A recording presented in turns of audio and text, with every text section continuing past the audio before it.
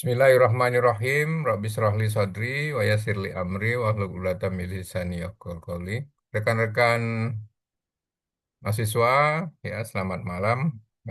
Kita bertemu pada malam ini merupakan eh, pertemuan yang ke-14 ya di dalam mata kuliah Hukum Ketenagakerjaan ya.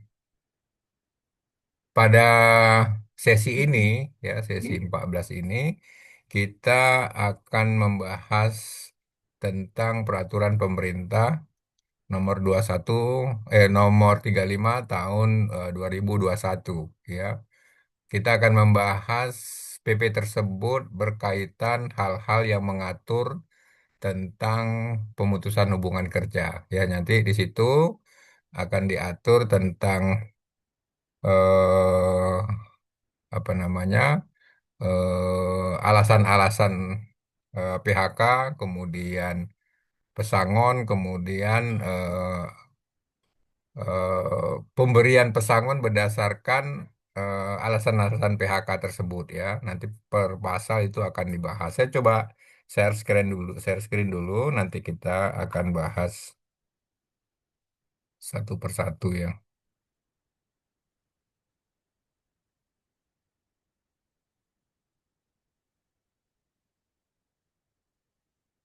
Oke, jadi eh, rekan-rekan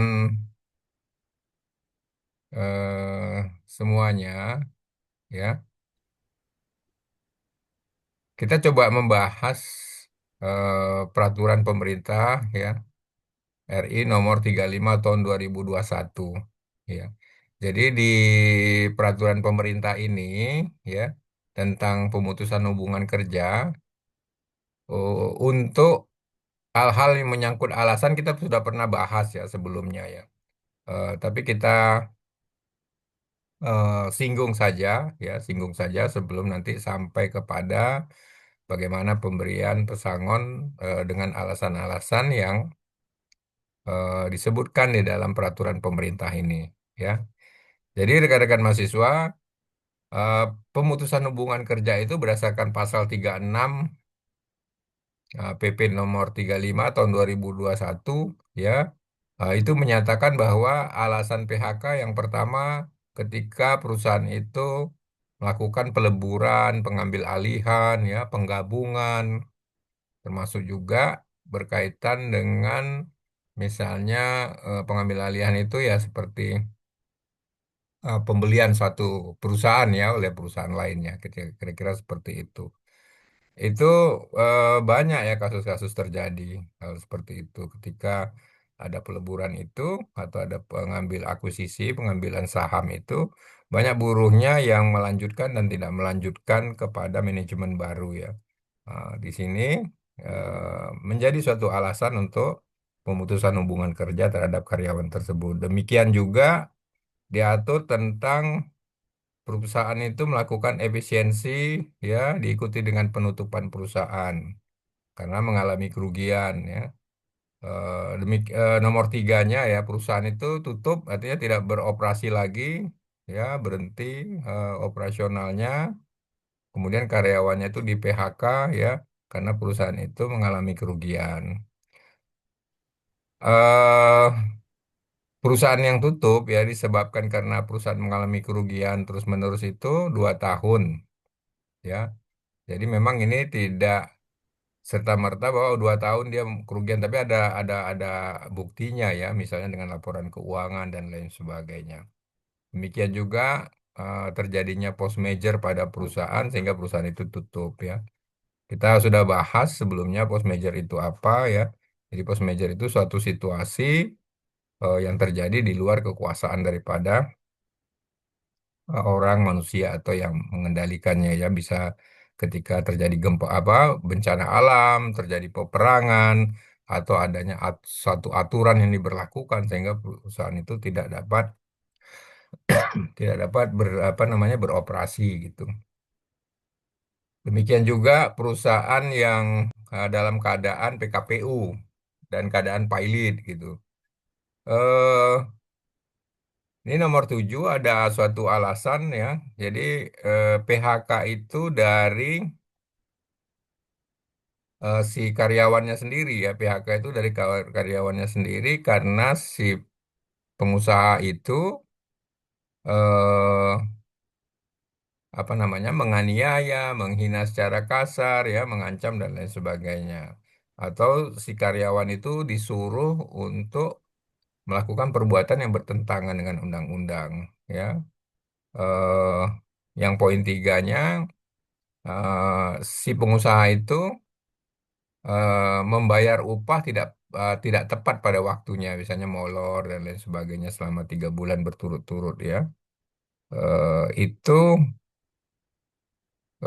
bisa dijadikan satu alasan eh, bahwa si pekerja atau buruh itu untuk minta di PHK ya, karena nanti akan berbeda ya ininya kompensasinya karena antara PHK dengan pengunduran diri itu menjadi beda ya.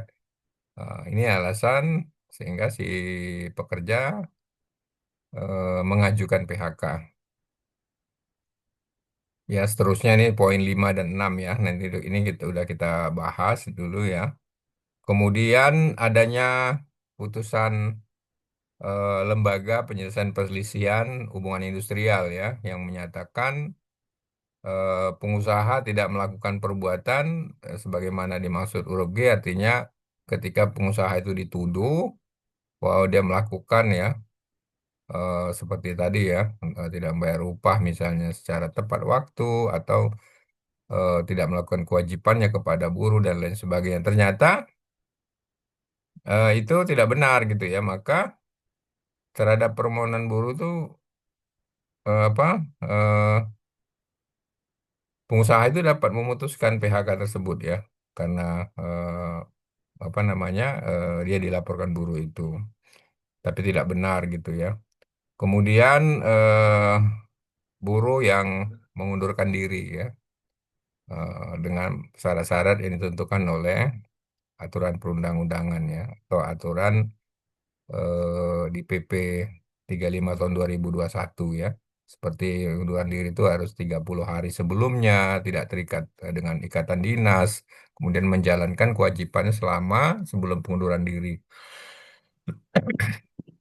Dan seterusnya ya, nanti bisa dibaca beberapa poin-poin ini ya, seperti pekerja yang mangkir 5 hari berturut-turut dan telah dipanggil ya secara tertulis tapi tidak hadir, kemudian pekerja buruh melanggar aturan perjanjian kerja, peraturan perusahaan dan lain sebagainya. Seterusnya ini apa yang disebutkan di pasal 36 ya. Kemudian pasal 37 ini berkaitan dengan bagaimana apa namanya para pihak di dalam eh, yang terlibat ya yang berkaitan dengan PHK ini, buruh, serikat buruh, perusahaan ya ataupun pemerintah. Maka ini apa PHK ini adalah langkah terakhir ya. Maka diupayakan harusnya jangan terjadi pemutusan hubungan kerja. Tapi ketika PHK itu tidak bisa dihindari ya, maka harus melalui proses-proses yang ditentukan oleh peraturan yang ada berkaitan PHK ya. Tapi nanti ini bisa dipelajari lebih lanjut ya tentang itu. Tapi eh, yang ingin saya sampaikan adalah berkaitan dengan alasan-alasan PHK itu berapa diberikan pesangonnya, kira-kira gitu ya. Ini kita supaya apa nyambung kepada pasal yang di bawahnya. Kita udah belajar juga ini, udah kita pelajari bersama hal-hal menyangkut pesangon ya. Jadi pesangon itu diberikan kepada karyawan yang dilakukan atau diputuskan hubungan kerjanya ya. Jadi ini masa kerjanya 1 tahun atau kurang dari 1 tahun itu 1 bulan upah. Masa kerja 1 tahun tapi kurang dari 2 tahun 2 bulan upah dan seterusnya ya. Ini dan seterusnya sampai dengan maksimal di masa kerja 8 tahun lebih, dia akan mendapat 9 bulan ya. Artinya bahwa kerja di atas 8 tahun, misalnya 9 tahun, 10 tahun, 11 tahun, dan seterusnya ya, sampai misalnya 25 tahun, 30 tahun, tetap dia akan menerima 9 bulan upah ya. Jadi dikunci dia di 9 bulan upah ini. Kemudian uang penghargaan masa kerja ya, ini dihitung dengan cara ya, masa kerja itu harus lebih dari 3 tahun ya. Jadi 3 sampai 6 tahun, 6 sampai 9 tahun, 9 sampai 12 tahun ya. Nah, jadi dia ini apa, rentangnya 3 tahun 3 tahun ya. 3 sampai 6 tahun 2 bulan ya, terus naik sebulan sebulan sebulan ya, sampai dengan eh, pekerja yang bekerja 24 tahun atau lebih ya, itu 10 bulan upah. Seperti itu ya. Jadi dia misalnya 25 tahun, 26 tahun, 27 tahun, 30 tahun tetap 10 bulan upah ya. Jadi udah dikunci di 10 bulan upah ya.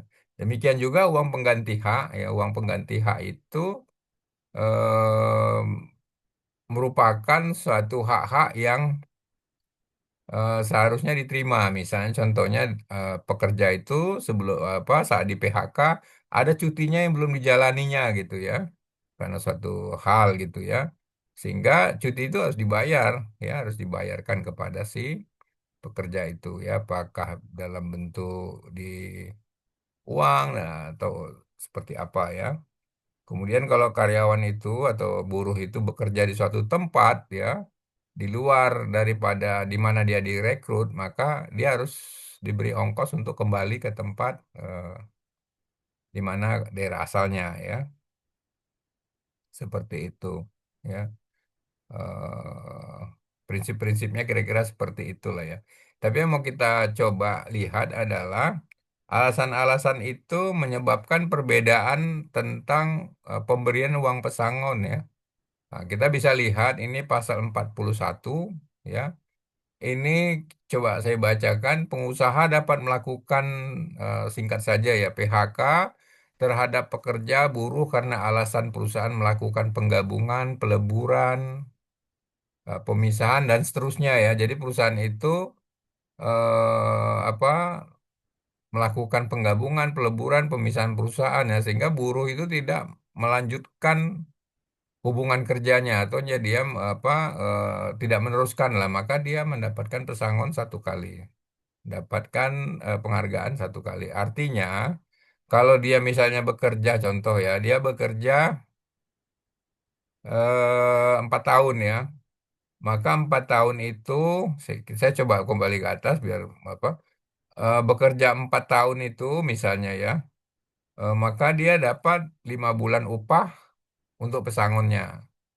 Kemudian untuk uang penghargaan masa kerjanya 2 bulan upah, karena dia 3 sampai 6 ini kan. Misalnya dia ya 5 tahun lah, misalnya ya 4 tahun atau 5 tahun. Jadi berapa tadi? 5 ya, 5 tambah 2 7 tahun. Kira-kira seperti itu cara menghitungnya ya. Eh, Maka dia mendapat 7 bulan upah ya. Kira-kira seperti itu. Dia mendapat 7 bulan upah. Karena uang pesangonnya 1 kali ketentuan, penghargaan masa kerja 1 kali ketentuan ya. Kalau ada cutinya ditambah lagi dengan cuti dan lain sebagainya.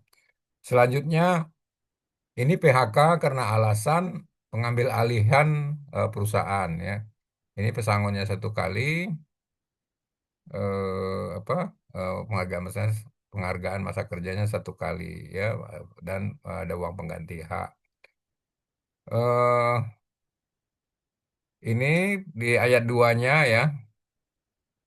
Dalam hal terjadi pengambil alihan perusahaan yang mengakibatkan terjadinya perubahan syarat kerja dan pekerja buruh atau buruh ini tidak bersedia melanjutkan ya. Jadi ketika perusahaan itu diambil alih atau dibeli atau diakuisisi ya, kemudian dengan manajemen yang baru merubah aturan-aturan ya, syarat-syarat kerja dan lain sebagainya. Kemudian si buruh tidak menerima ya, tidak dapat menerima perubahan tersebut, si buruh minta di PHK, maka pesangonnya itu 0,5 dari ketentuan ya. Jadi ambil contoh misalnya dia bekerjanya baru kurang dari 1 tahun, ya, maka dia dapat pesangon 1 bulan upah. Kalau dia pesangon ini eh, terjadi apa masalah seperti ini, dia tidak ini ya tidak melanjutkan karena perusahaannya berubah, maka kalau gajinya misalnya 3 juta ya dia dapatnya 1,5 juta pesangonnya, ya, karena 0,5 setengah ya, gitu. Kalau menghargai masa kerja karena dia mungkin belum 3 tahun nggak dapat, ya. Nah, gitu cara melihatnya, ya, cara menghitungnya. Demikian juga ini pengusaha dapat melakukan PHK terhadap pekerja buruh karena alasan perusahaan melakukan efisiensi, ya, disebabkan perusahaan mengalami kerugian maka pekerja dan pekerja atau buruh berhak atas, ya. Jadi ketika perusahaan itu mem-PHK karyawan dengan alasan melakukan efisiensi, atau efisiensi itu salah satunya mengurangi karyawannya, ya, karena dia mengalami kerugian, ya, maka buruh itu mendapat 0,5 yang hampir sama sama di atas. Setengah dari pesangon, setengah dari aturan peraturan undang-undangnya atau peraturan ketentuannya, ya. Kemudian penghargaan masa kerja 1 kali dan uang pengganti hak, ya. eh Kemudian ini apa pengusaha dapat melakukan pemutusan hubungan kerja terhadap pekerja buruh dengan alasan perusahaan melakukan efisiensi mencegah terjadinya kerugian, ya. Ini perusahaannya mem-PHK buruhnya untuk apa, melakukan efisiensi, tapi dalam rangka mencegah, ya, supaya jangan terjadi kerugian yang lebih besar, gitu, ya. Pesangonnya 1 kali dari ketentuan, ya. Kemudian penghargaan masa kerjanya 1 kali, ya, pengganti hak sesuai dengan pasal 40 ayat 4, ya. Demikian juga suatu alasan berkaitan dengan perusahaan itu ditutup karena mengalami kerugian secara terus-menerus, ya, selama 2 tahun. eh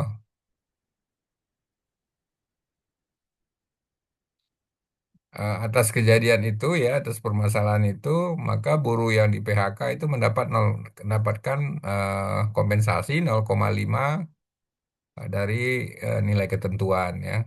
Ini sama ini 0,5 setengah, ya. Kemudian penghargaan masa kerja 1 kali, uang pengganti hak, ya. eh Pengusaha dapat melakukan PHK terhadap pekerja buruh karena alasan perusahaan tutup, ya. Ini sebabkan perusahaan mengalami kerugian secara terus-menerus, ya, 2 tahun, atau mengalami kerugian secara terus-menerus selama 2 tahun, ya. Maka pekerja berhak atas, ya. Jadi perusahaannya tutup karena mengalami kerugian terus-menerus sampai 2 tahun, uang pesangonnya 0,5, ya. Uang penghargaan masa kerjanya 1 kali. Kemudian yang ayat 2-nya ini, pengusaha dapat melakukan PHK terhadap pekerja buruh karena alasan perusahaan tutup yang disebabkan karena mengalami kerugian, ya. Eh, ini perusahaannya tutup, ya, bukan karena perusahaan itu mengalami kerugian, ya. Nah, ini dapat 1 kali.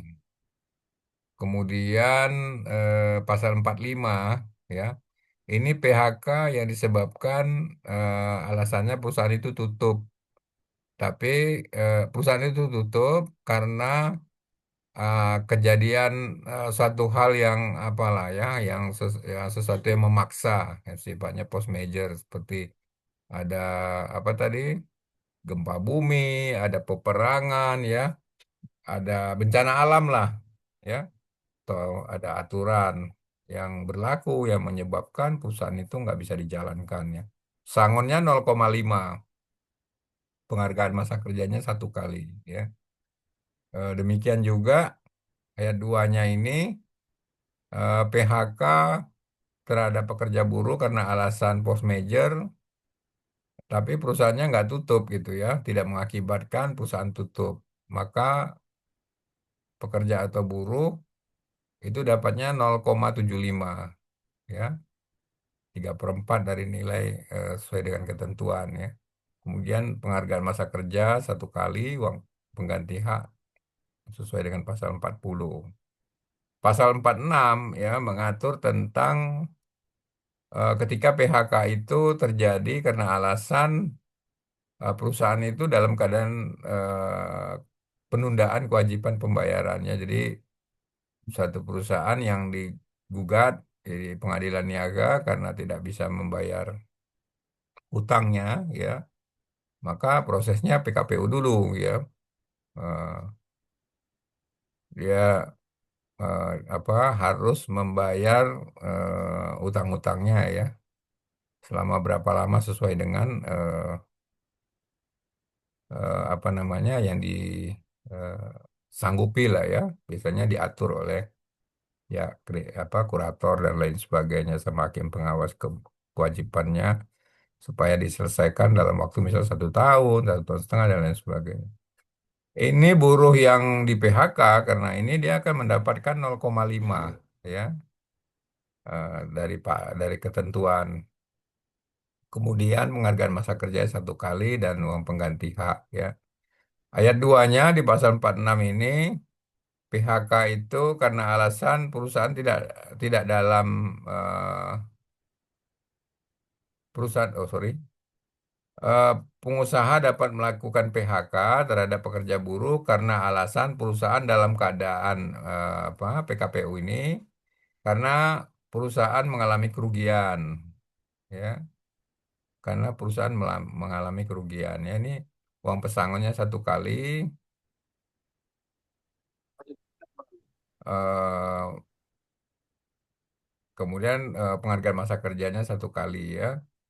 eh, yang menyebabkan perbedaan itu lebih kepada uang pesangonnya itu, ya. Jadi ada yang 0,5, ada yang 1, ada yang 0,75 gitu, ya. Pemutusan hubungan kerja karena alasan pailit, ya. Ini pesangonnya 0,5 dari ketentuan. Kemudian penghargaan masa kerjanya 1 tahun, ya. Jadi memang dalam prakteknya ini yang apa kondisi-kondisi pilot ini walaupun ini diatur setelah ini aja, ya, PP 35 tahun 2021 ini, ya. Kalau sebelumnya memang nggak diatur, ya, nggak diurai seperti ini, ya, berkaitan dengan pilot ini. Tapi eh, yang kita sering dengar lah, ya, kalau perusahaan itu dalam kondisi pilot itu agak susah memang untuk apa proses-proses pembayaran pesangon dan lain sebagainya, ya. Bahkan kalau sampai tingkat tertentu gaji itu pun udah nggak jalan lagi, ya. Udah nggak dibayar gajinya dan lain sebagainya. Katanya perusahaannya udah nggak punya uang macam-macam gitu, ya. Seperti itu. eh itu ya pilot, ya, Pak, apa ayat 2-nya, ya. Dia dapat 0,5, ya. Kita baca apa baca lagi di bawahnya.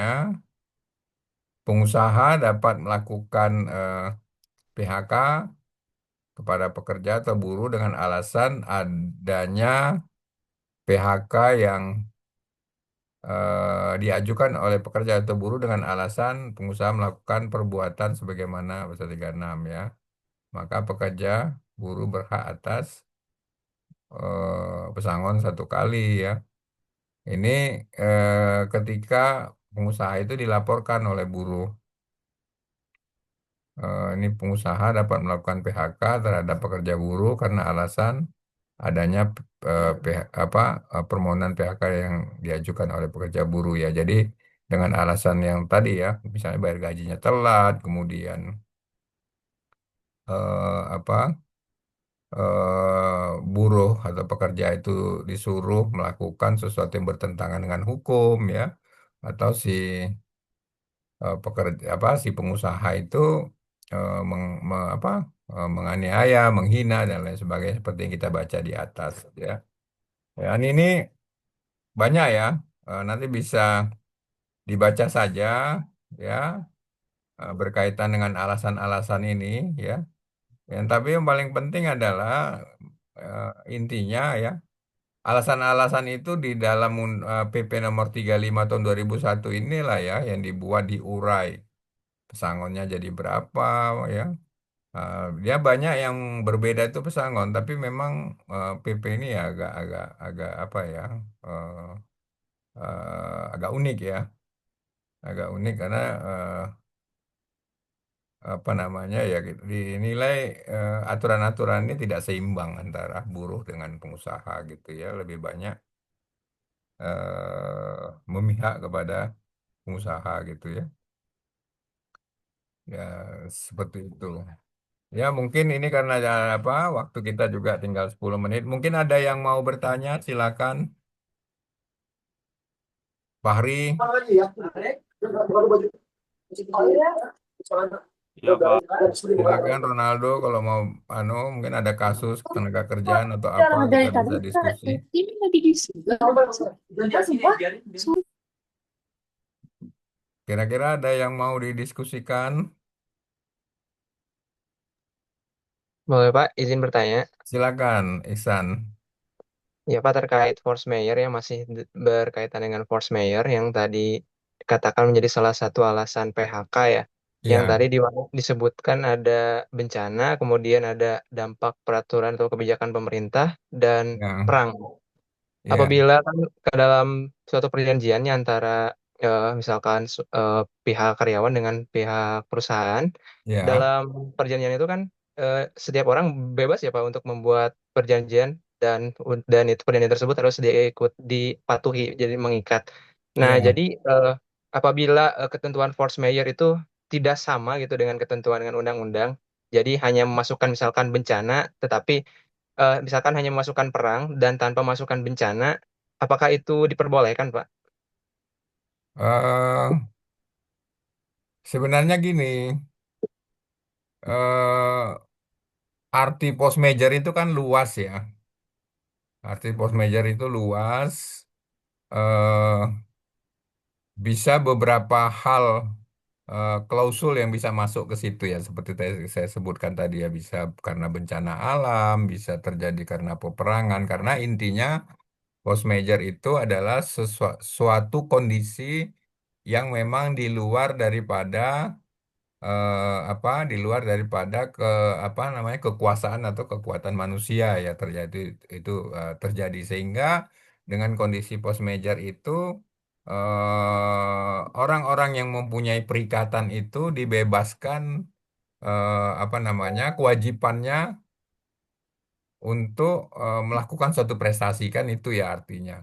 Jadi kalau kembali lagi yang ini, yang pertanyaan Iksan tadi, eh, bagaimana kira-kira kalau ada suatu kontrak berdasarkan asas kebebasan berkontrak, eh, poin-poin yang berkaitan dengan post major itu eh, tidak semua dimasukkan gitu ya. Jadi itu sebenarnya nggak ada masalah. Artinya kalau memang itu tidak di post major tapi tidak diatur, apa tidak dibuat secara spesifik.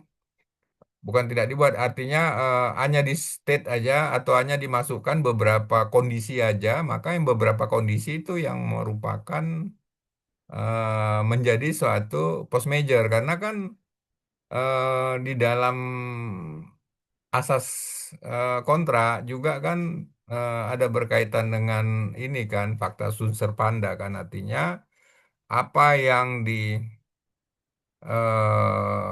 apa yang disepakati di dalam satu kontrak ya, dituliskan disepakati di dalam satu kontrak itu menjadi undang-undang bagi mereka yang membuat kontrak itu kan, menjadi aturan atau menjadi ketentuan yang mengikat para pihak yang dalam kontrak itu. Jadi kalau misalnya itu tidak di state, tidak disebutkan di dalam kontrak itu, maka dia tidak masuk ke dalam klausul itu gitu ya. Misalnya contoh nih, dibuat satu kontrak apa ya, sebenarnya post major itu tidak hanya berlaku pada, artinya tidak hanya dimasukkan pada satu kontrak yang berkaitan apa hubungan antara buruh dengan karyawan saja. Di dalam dulu saya banyak apa tim saya dan tim dulu membuat kontrak-kontrak kerja ya, seperti apa bangunan, proyek-proyek gitu tuh ya, termasuk juga ya salah salah satu apa kontraktornya itu dari misalnya dari luar negeri ya, dari Eropa gitu-gitu. Post major itu kadang-kadang dilihat juga, misal contoh gini, eh, macam di Kalimantan gitu ya. Misalnya lokasinya Kalimantan. Kalimantan itu kan nggak ada gempa bumi misalnya ya sampai saat ini kan nggak apa eh, sesuai dengan kondisi yang ada di sana, eh, apa buminya itu kan tidak dinamis ya, artinya tidak ada pergerakan lempeng bumi seperti misalnya di Jawa atau di Sumatera ya. Jadi kondisi seperti itu tidak dimasukkan gitu loh. Tidak dimasukkan. Sehingga dimasukkan ya misalnya ya, hal-hal yang kebakaran dan lain sebagainya ya seperti itu. Mungkin gitu ya. Jadi apa yang dimasukkan di dalam kontrak itu yang mengikat para pihak. Kalau itu tidak di state, tidak dimasukkan, maka itu tidak masuk ke dalam klausul untuk mereka. Kira-kira gitu, Isan. Baik, Bapak, terima kasih. Iya. Oke, rekan-rekan mahasiswa, terima kasih ya. Kita udah juga sampai di apa penghujung ya. Udah berapa menit lagi kita akan selesai ini ya. Udah tinggal 3 menit lagi. Terima kasih banyak kehadiran rekan-rekan mahasiswa ya. Semoga apa yang kita bahas tadi ya bisa menjadi pengetahuan karena eh, itu apa ya, kalau nanti sebagai staf HRD ya itu ilmunya itu ya, ilmunya di situ ya. Em, Undang-undangnya harus fokus di situ gitu ya, kira-kira itu. Mungkin itu saja ya materi kita pada malam ini. Terima kasih banyak. Saya akhiri ya. Assalamualaikum warahmatullahi wabarakatuh. Waalaikumsalam warahmatullahi wabarakatuh.